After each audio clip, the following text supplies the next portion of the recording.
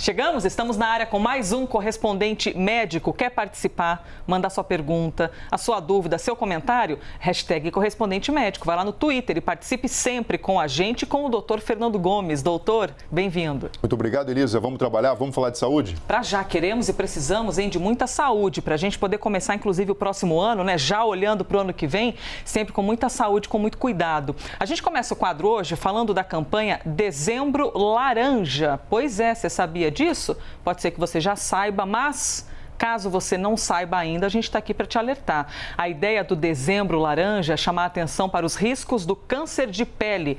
Olha só que interessante, segundo a Sociedade Brasileira de Dermatologia, o câncer de pele corresponde a 1/3 dos diagnósticos de câncer no Brasil.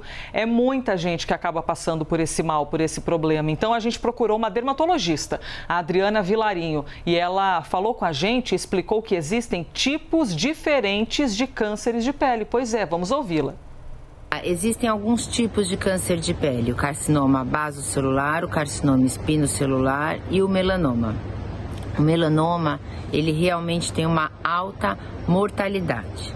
O diagnóstico, se precoce, reduz em muito a mortalidade. Então, é muito importante que você faça visitas e acompanhe para ver se você não tem nenhuma nova lesão.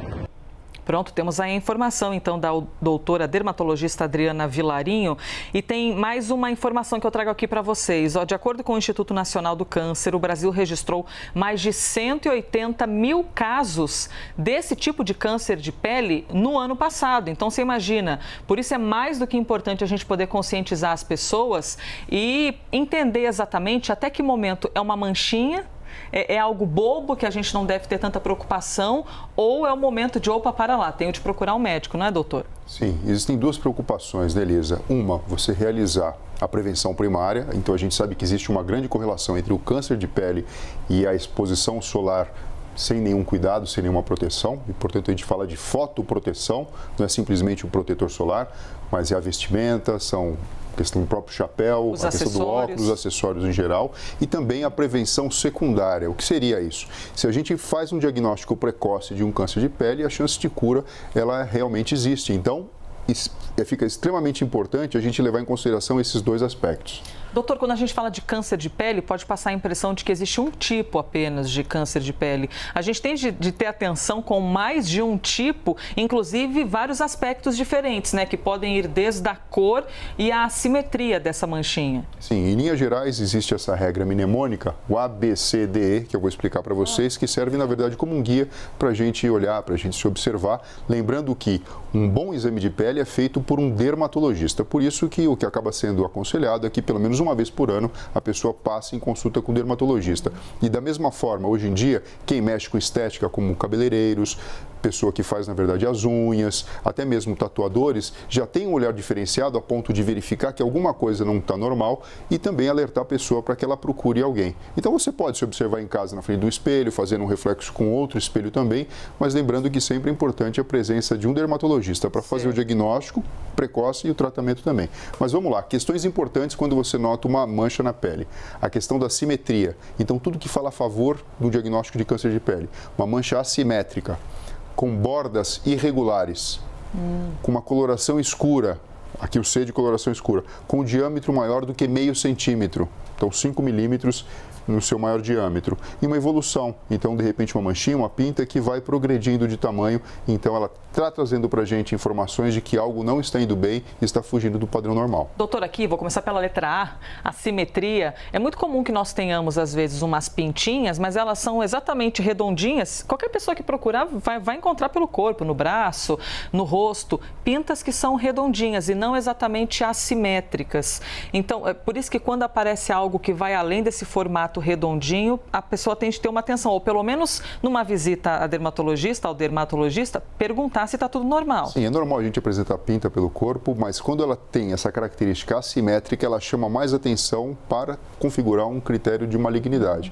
Então, qualquer coisa diferente do normal, e aqui a simetria, ela traz essa informação, é importante você perguntar para um dermatologista. Doutor, é curioso que quando a gente fala sobre pele, e é possível também que você se identifique com esse sentimento, ou tenha visto em alguém também isso, que a gente se incomoda quando olha no espelho e acha que esteticamente algo não tá bom, né? Então aquela mancha que tá ali nas costas ou que tá numa parte da perna que nem aparece, às vezes, eu estou generalizando, a gente meio que deixa ali de canto, esconde debaixo do tapete, fingindo que tá tudo bem, mas quando aparece no rosto, incomoda muito e às vezes pode ser muito mais do que algo estético. E por que eu digo isso? Tem gente que vai à farmácia, procura um creme clareador de manchas, aí começa a passar e muitas vezes nem imagina que pode ser algo cancerígeno, que pode ser um problema maior. Sim, por isso que é tão importante, na verdade, tomarmos cuidado com a automedicação quando se fala dessa interface, né, entre a estética e a saúde da pele.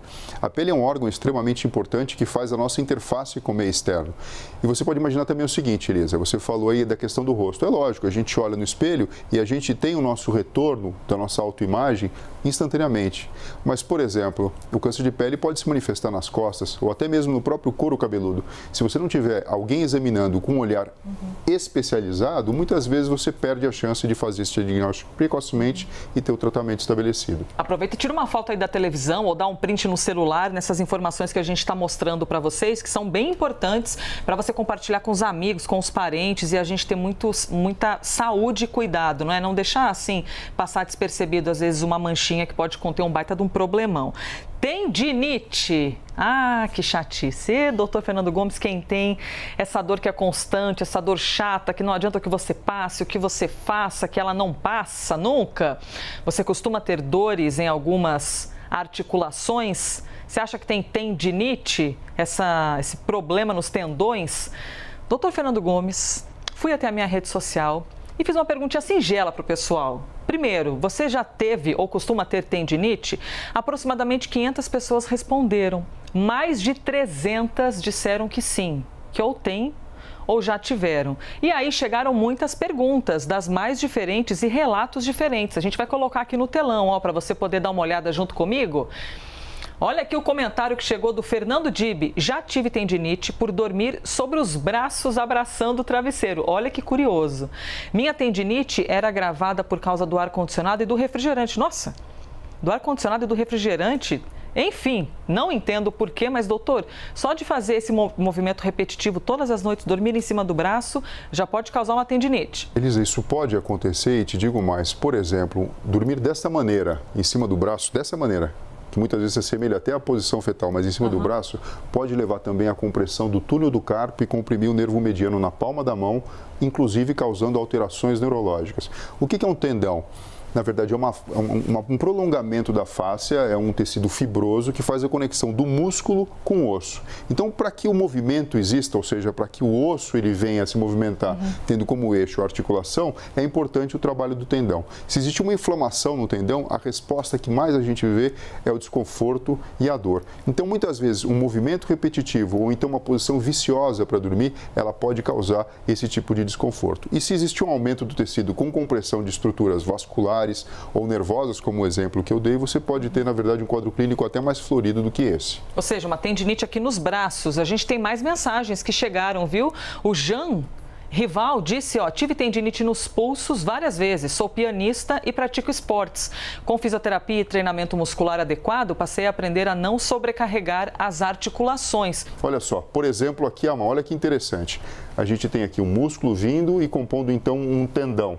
E quando existe um processo inflamatório nessa região e um inchaço, você pode imaginar que essa bainha do tendão, que é a parte que faz a conexão proximal com os ossos, acaba sofrendo. E existindo esse sofrimento, que pode representar falta de uma perfusão, da chegada de sangue de forma adequada, ou até mesmo uma constrição, libera fatores inflamatórios que provocam uma sensação de desconforto muito grande. Então a dor pode surgir no movimento, pode surgir no repouso e muitas vezes limitando a pessoa de ter uma vida plena. Doutor, quem tem esse tipo de dor, que é chatíssima, às vezes se pergunta assim, será que eu vou ter de passar a vida inteira tendo essa dor? E mais, será que de repente, tive agora uma crise, vamos assim chamar de crise, uns 10 dias de dor. Aí passou, daqui a uns anos, de novo aparece. É comum que a gente seja reincidente com essas dores, com essas tendinites, doutor? Sim. E a grande resposta é o seu corpo te dizendo que alguma coisa não está sendo feita de forma adequada. Por isso que até o próprio processo de tratamento envolve uma equipe multidisciplinar. Então você pode utilizar medicamentos como, por exemplo, anti-inflamatórios, hormonais e não hormonais. Você pode lançar mão da própria fisioterapia. Você pode lançar mão da acupuntura, de medicamentos que sejam analgésicos também para essa situação. Até tem a questão de se utilizar a medicina física com gelo, por exemplo. Então acaba sendo um tratamento multiprofissional para que você, na verdade, não tenha dor e entenda que o seu corpo está dizendo para você, olha só, as coisas não estão indo tão bem assim. Pois é tão chato. Eduque-se. Eduque-se, né? A gente cuidar do nosso corpo. Eu achava que que a tendinite era só aqui na região do punho, né? Que esse problema era assim. Aí um dia comecei a ter uma dor terrível nesse tendão aqui da perna e descobri que era porque um dia andei demais de skate, acredite, doutor. E fiquei com essa dor que foi me acompanhando um tempão. Só a fisioterapia tirou. É chatinho? É, mas assim, sessões e sessões de fisioterapia, cuidando com um profissional. Por isso que a gente não pode deixar de lado a dor, não é, doutor? Senão a gente vai prolongando, tem de procurar ajuda. Sim, nesse caso, essa dor nociceptiva, porque existiu uma lesão nessa região. Então, assim, o que eu quero dizer com isso? De fato, você machucou o seu tendão. Aí existe a dor para te alertar. Por favor, não faça mais isso, Elisa, você vai me provocar mais lesão. Ela acaba ajudando você no sentido de se reeducar e se fazer um tratamento. O problema, Elisa, é que muitas vezes, se você não diagnostica, não trata e insiste, você pode entrar dentro de um outro diagnóstico, que são as dores crônicas provocadas por um descuido no diagnóstico e no tratamento adequado. Continuarei andando de skate, mas com cuidado, doutor Fernando Gomes. Próximo assunto, obesidade. Pois é, este é o nosso tema aqui no Correspondente Médico. Segundo uma projeção da Organização Mundial de Saúde, o mundo vai ter mais de 700 milhões de pessoas obesas até o ano de 2025, isso em todo o planeta. Para além da questão estética, né, que pode afetar a autoestima, e a gente sabe como é, e realmente é muito delicado para as pessoas que enfrentam esse tipo de problema, a obesidade pode causar problemas à saúde física. A gente conversou com a nutróloga, a Ana Luísa Vilela. Ela falou com a gente sobre esses problemas da obesidade, então vamos prestar atenção e ouvi-la. A obesidade estética é mais simples, é uma celulite, uma gordurinha bem localizada. Já a obesidade patológica consiste naquela obesidade que a gente já tem comprometimento de órgãos, já tem modificação do padrão de açúcar, modificação também das gorduras. Gorduras o quê? Colesterol, por exemplo. Então, a obesidade patológica é uma doença séria, grave, que deve sim ser tratada. Uma doença. Doutor Fernando Gomes, isso chama a minha atenção. Então, a gente tem a questão de, eventualmente, estar um pouquinho acima do peso, de estar obeso, mas tem uma questão patológica maior, que a pessoa pode ter um problema, na verdade, não vou chamar de problema, um desafio ainda maior para enfrentar essas alterações corporais, é isso? Sim, porque acaba impactando no funcionamento do metabolismo. E aqui a gente tem a questão do diabetes associado com essa situação, com a esteatose hepática, com outras alterações, como, por exemplo, a pressão alta também, que podem surgir por conta dessa gordura em excesso, e a gente chama isso de gordura visceral. Então a estética é aquela que é mais superficial, é aquela que muitas vezes um bom cirurgião plástico consegue fazer um belíssimo trabalho e devolver a estética que a pessoa deseja. Esse tipo de gordura, que a gente fala gordura profunda, patológica, visceral, ela já não tem esse tipo de tratamento, ela requer, na verdade, um olhar diferenciado. Vou dar um exemplo para você. Quando a gente vê o índice de massa corpórea, é considerado normal quando ele tem essa relação 18,6 a 24,9. O que significa isso? Existe uma relação entre o peso dividido pela altura ao quadrado. Mas só isso aqui não basta. Quando a gente está dentro desse valor, é dito que você tem um índice de massa corpórea dentro do normal. Você precisa saber como é a constituição do corpo de uma pessoa. Então, por exemplo, um exame de bioimpedância que diz quanto você tem de massa magra, quanto você tem de gordura e assim por diante, é extremamente importante, porque você pode imaginar o seguinte, Elisa, uma pessoa que faz academia, que treina bastante, tem bastante massa magra, ela vai ter um índice de massa corpórea talvez maior do que o normal, mas na verdade ela não é obesa, não tem obesidade, a situação é totalmente diferente. E uma outra dica é medir a circunferência abdominal. É o que diz ali em cima. Exato. Homens, 94 centímetros acaba sendo o limite, seria mulheres uma média, 80. É isso? É, do limite. A partir daqui, você entra dentro de uma questão que merece uma investigação mais pormenorizada e até mesmo um tratamento, porque se notou em trabalhos científicos de que quando essa circunferência abdominal é maior do que esse diâmetro, existe uma correlação direta com doenças graves como essas que a gente está falando. Interessante. interessante. Então, estudos, pesquisadores mergulharam nessas questões e chegaram até essa informação. Deixa eu ressaltar aqui de quem é a informação que a gente está passando.